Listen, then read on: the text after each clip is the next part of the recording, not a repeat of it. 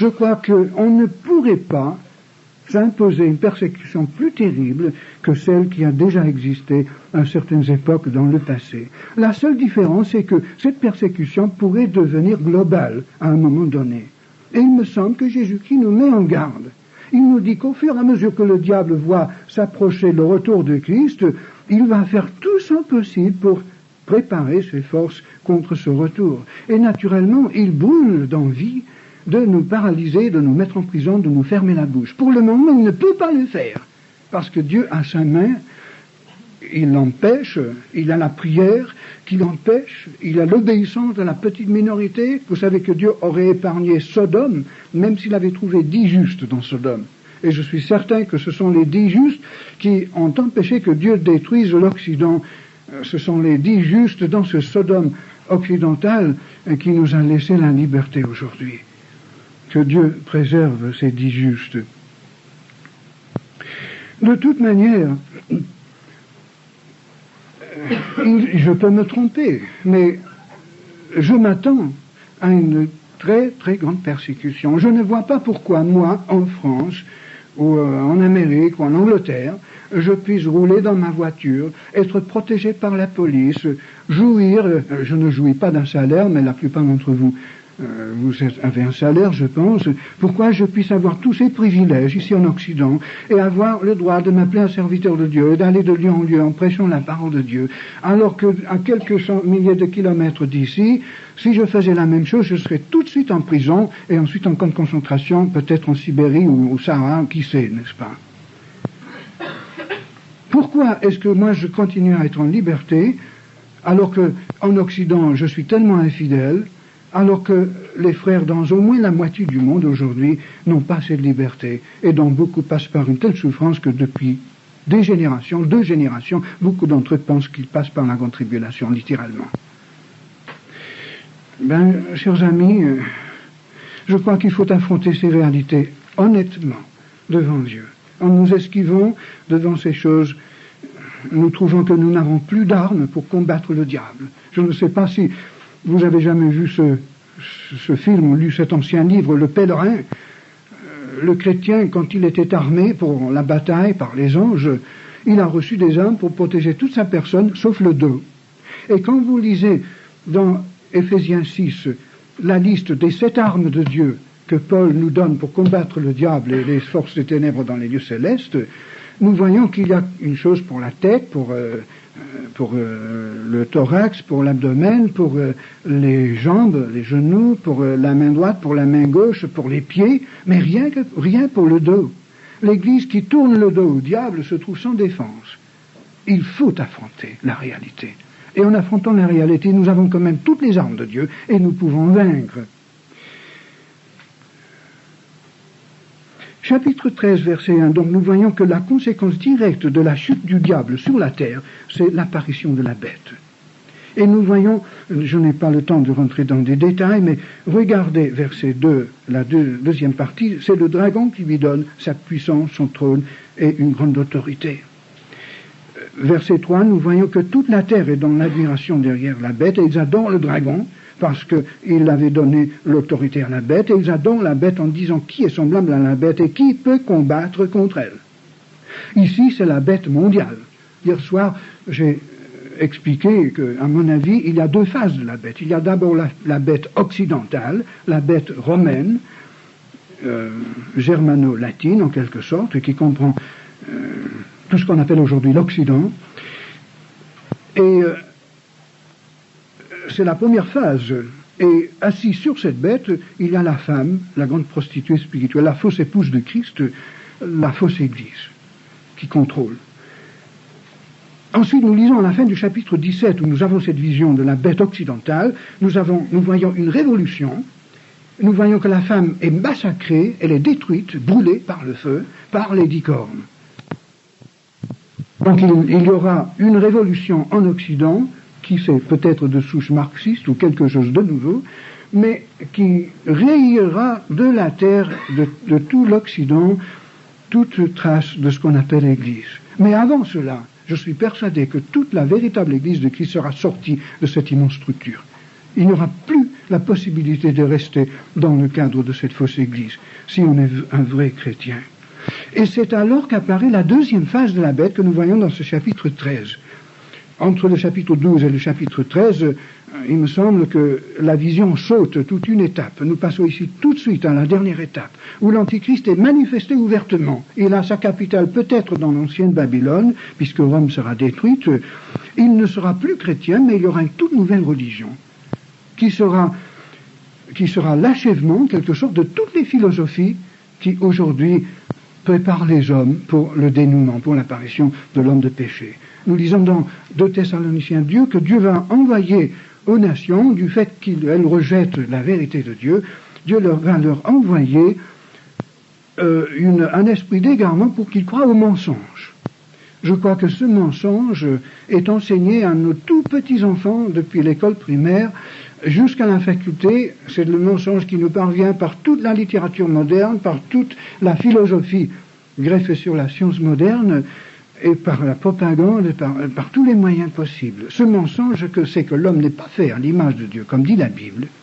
C'est un animal qui évolue, ou c'est une machine chimique ou électronique, si vous voulez. C'est une bête, et Dieu va finalement livrer les nations à l'adoration de la bête et de l'image de la bête.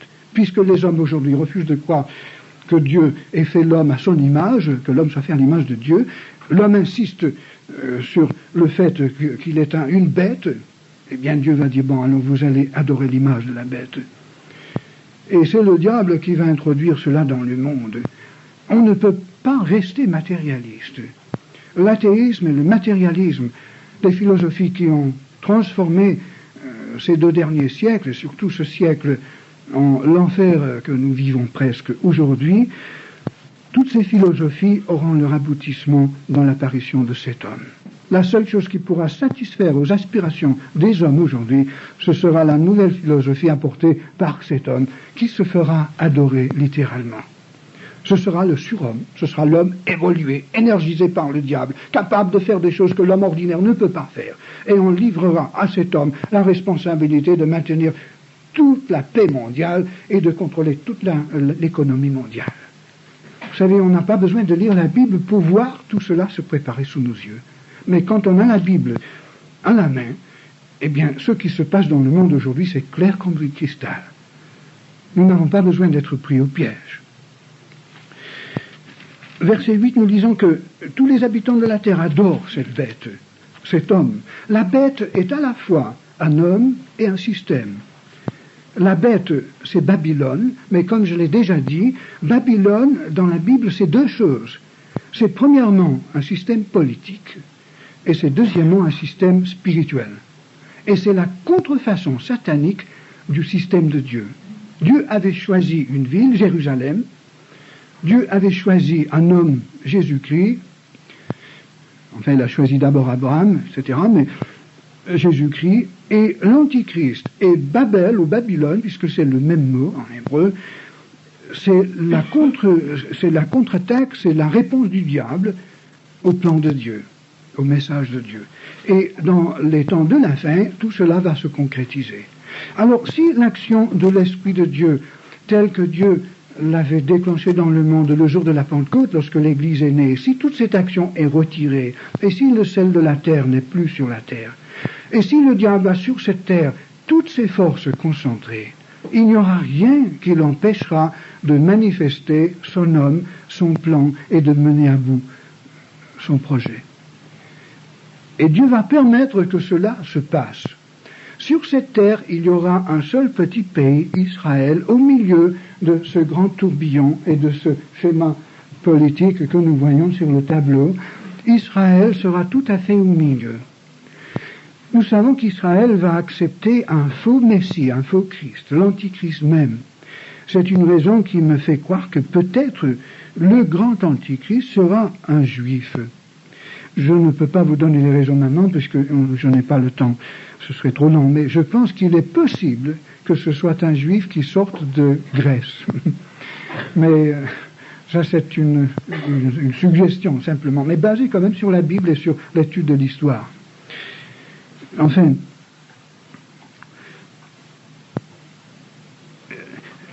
Dans la deuxième partie du chapitre 13,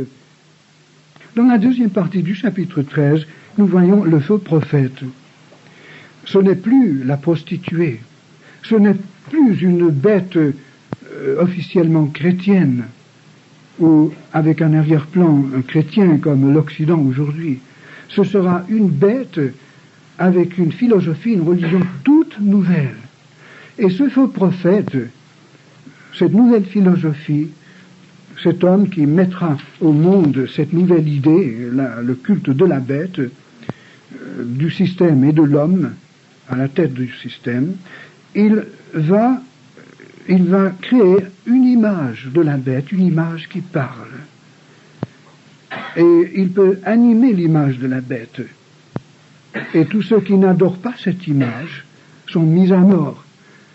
Quelle est l'image de la bête qui parle? Eh bien, je ne sais pas. Les choses vont tellement vite aujourd'hui, il y a tellement de nouvelles choses tous les 10 ans maintenant qu'on ne peut pas prédire exactement. D'ailleurs, ce sera peut-être quelque chose de tout à fait surnaturel et diabolique. Mais cette image de la bête peut être tout aussi bien la télévision contrôlée par l'Antichrist. Et je crois que c'est fort, fort probable. Je crois que les gens qui aujourd'hui se laissent abrutir par la télévision sont indoctrinés sans le savoir par toute la philosophie moderne. On commence à penser comme le monde. Inconsciemment, nous perdons la vision cristalline et pure que Dieu nous donne par la Bible. La Bible est de plus en plus remplacée par les pensées venant du monde. Nous subissons un lavage de cerveau, et surtout nos petits gosses qui grandissent devant cette idole. Ils subissent un lavage de cerveau pendant toute leur adolescence, et finalement, quand viendra le grand Hitler international, avec son regard qui hypnotise, et avec sa parole fantastique, avec sa sagesse et son dynamisme et sa personnalité et son énergie satanique, il pourra facilement contrôler le monde entier.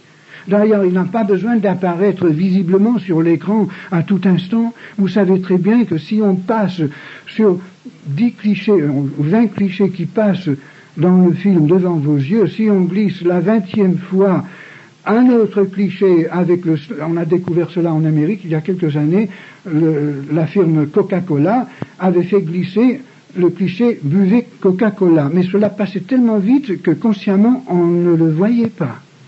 Mais après ces expériences, on découvrait que tout autour, partout, toutes les bouteilles de Coca-Cola et dans tous les magasins étaient achetées et bu.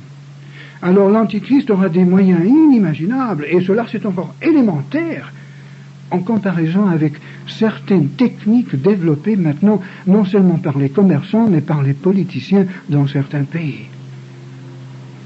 Vous savez, chers amis, si nous permettons au diable d'avoir notre petit doigt maintenant, ou le bout de notre petit doigt, il n'y a rien qui l'empêche de nous avoir tout entier.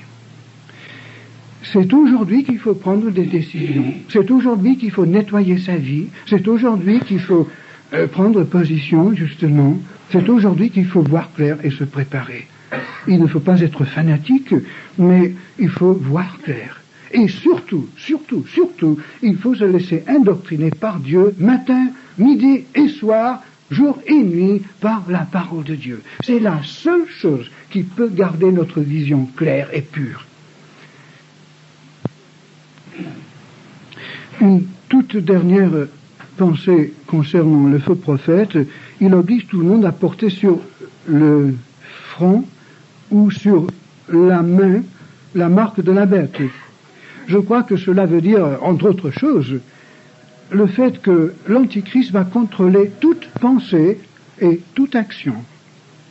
Non seulement toute action par la police secrète, mais toute pensée par la propagande, surtout. Et je crois qu'il faut que nous avertissions les gens qui sont autour de nous aujourd'hui.